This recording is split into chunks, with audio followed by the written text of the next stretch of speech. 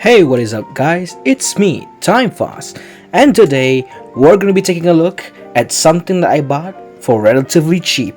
This is Bandai's Deluxe King Joe Storage Custom.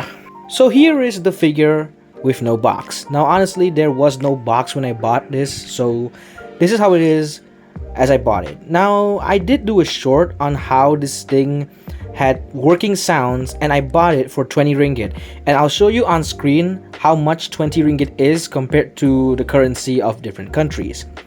Now you might be wondering to yourself, how did I got this for cheap? Well, I don't know, because it was priced for 20 ringgit when I bought this, and as you see from the shorts, it does still work.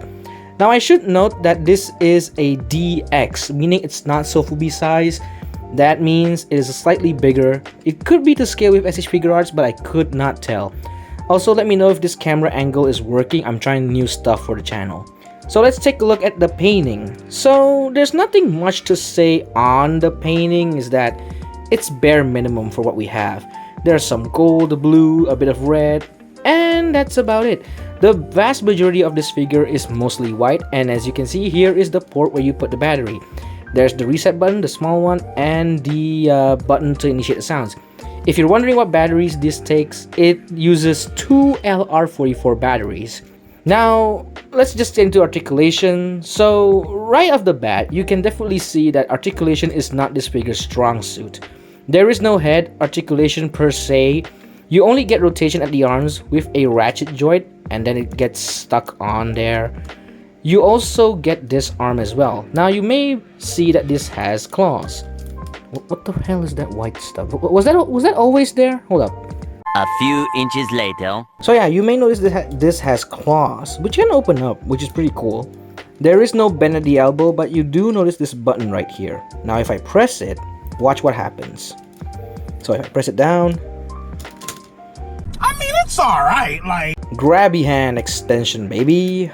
Let's try it from the front. It's got some reach, I will say that. It does unlock some articulation from this side to this side, and you can easily clock it back in like so. But that's about it for articulation on this thing. Pressing the reset button right now to activate all the sounds that this thing has in robot mode. And this thing has 3 modes. Let's get into the robot mode first. Remember to press the button back here to activate the sounds, and here we go.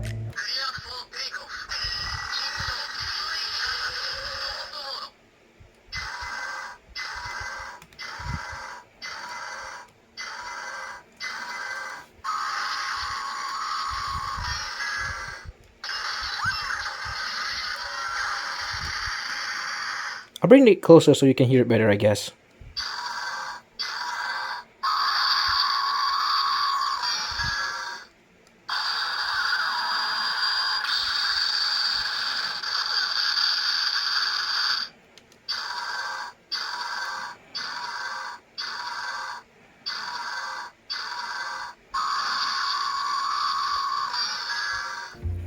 And that's about it.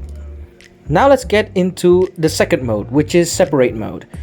Now separate mode is exactly what it sounds like. First of all, let's press the button to initiate it.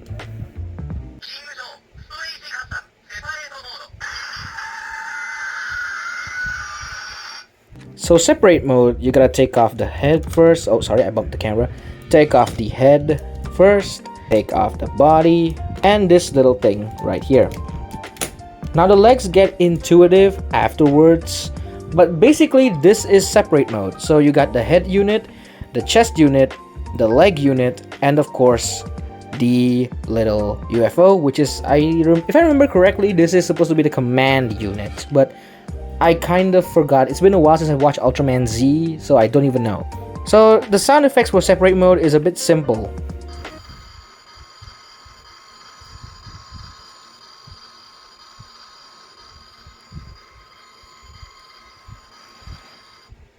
That is a standby sound.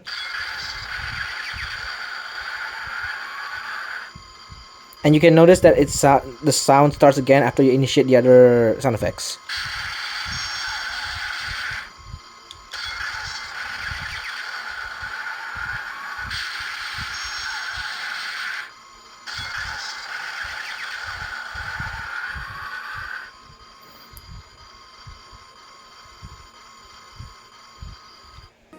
Okay, it stopped. Now let's get into the final mode, which is... So for tank mode, it's a bit simple. We gotta transform the legs first. So the body will have to be to the side, and the command center will be to the side. The legs have a lot of transformations. So first of all, you want to bring out these parts, which didn't look like they could come out at first glance. Then you want to flip down these toes, and then you combine them, I guess. If I remember correctly, this is how you combine them. Make sure there's a bit of snap, and the best part is you can pull this entire assembly. That's your base. There are a few connector ports there for the other parts to plug into. So first of all, the front unit plugs in here with these slots. I'll try to bring it closer. So you gotta bring these slots here, make sure it clips on there. And this little thing here, adjust it to your heart's delight. So I like to do it this way and clip it to these little notches here using... I know you can't make it out here, but I'm trying my best to do this in a distance because I am reviewing this at a very long distance. And the command center, make sure this part is pointing up and you plug it in. So as you can see here, this is tank mode for King Joe Storage Custom. Now, it's a bit laughable to call this thing a tank mode now, isn't it? But it does have treads, so I guess that counts. And it's obviously not that great, but you have to give the ingenuity for Bandai for trying. And the sound effects are pretty much what you expect.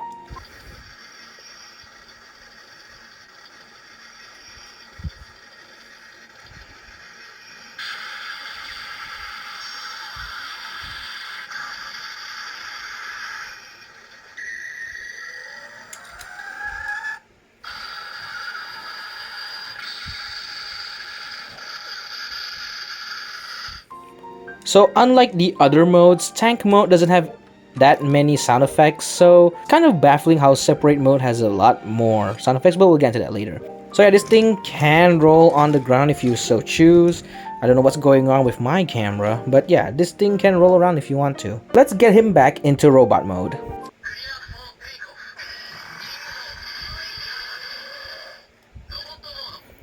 So just like before, you take off everything. You stand him up using these toes, bring everything down, separate it. This is transformation on real time, by the way. Make sure this is at the center. Don't lose it because you won't be able to connect everything to the legs. Snap on. And last but not least, the head.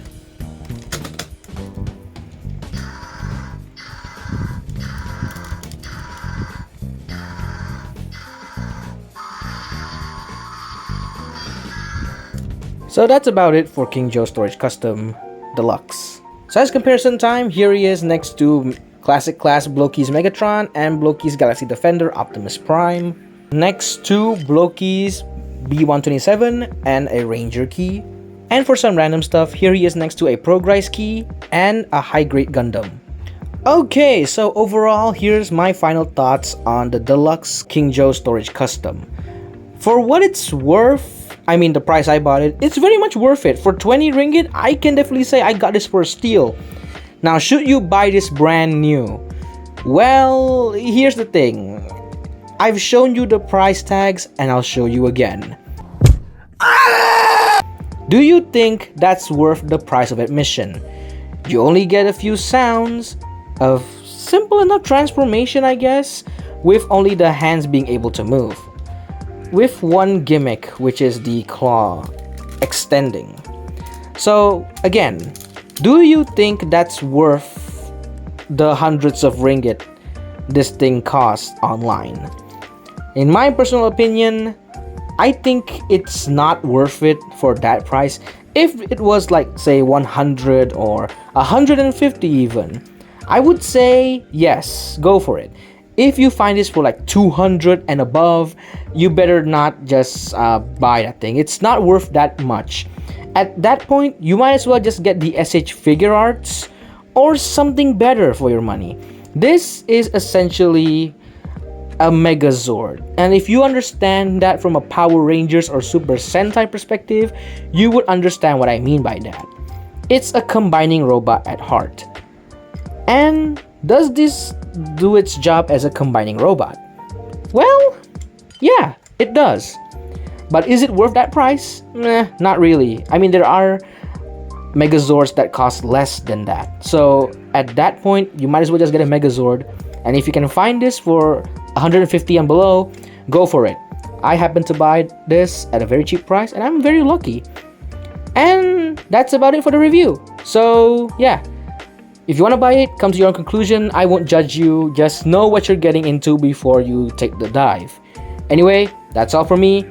This was Time Fast, and I'll see you all next time in another review. Take care, everyone.